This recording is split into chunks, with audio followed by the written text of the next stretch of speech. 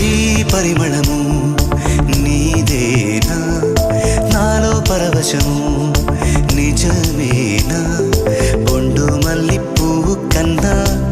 తేలికగు నీ సోకు రెండు కళ్ళు మూసుకున్నా లాగు మరి నీ వైపు సొగసును చూసి పాడగాయలా కనులకు మాట రాదుగా అలా వింతల్లోనూ కొత్త వింత నువ్వేనా ఆ అందం అంటే అచ్చంగాను నువ్వే ఏ చిలిపి